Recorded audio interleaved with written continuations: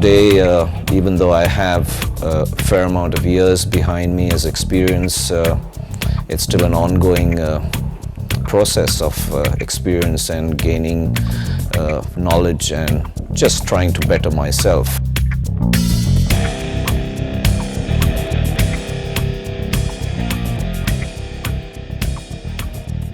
Hi, I'm Shantanu Hudlikar. I'm the Chief Engineer at YRF Studios here in Bombay.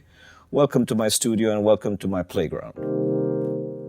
I started off my career a long time ago and started off absolutely the very, very traditional way, which is started off as a T-boy, telephone operator, gopher, running errands, moving into being, wrapping up cables, cleaning up the studio, moving into being a tape op, getting into being an assistant, and finally started handling my own independent sessions. And it's been a long process, and I'm loving every bit of it.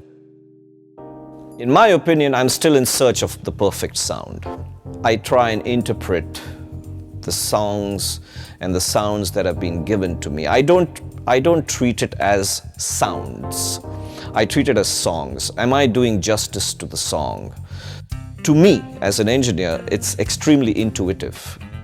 Most people concentrate on mixing, there's this aura, it's like, hey, who's the mix engineer? Who's the mix engineer? I think the mix engineer is an important part, but if it's not recorded, the mix engineer can't do nothing. So the recording process, in my opinion, is more important than the mix process. Obviously, you have to have decent enough gear. Usually my go-to microphone for anything is I usually start off with a Neumann, and my first microphone that I ever used and mic'd up a vocal recording session in a small studio where I started off my career was a Neumann U87, and that was 20-30 years ago, and I'm still using the Neumann U87s. One of my favorite microphones is the 149, and in fact I have 4 of them, and I just love it. It sounds great on everything, from all the way from piano to lead vocals. In my arsenal of studio microphones, I have probably every single Neumann microphone that's manufactured.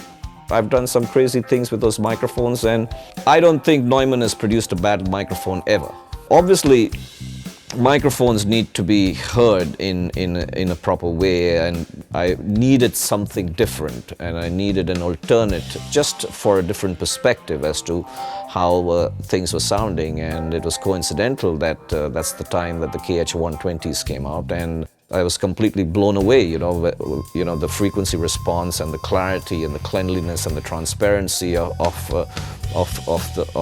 the monitors were just outstanding, and I was pretty taken aback by the fact that these small little puppies can sound so big and so good. And they're not really the kind of monitors that you want them to be in your face, but that's what I didn't want, something like that.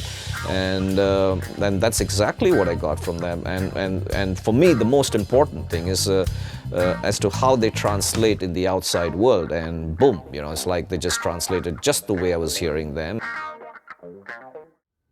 In the end, music is meant to be heard by people, and my job is to make sure that the people hear it in the best possible way and give the best representation to the artist. So I'm not that important, but the music is.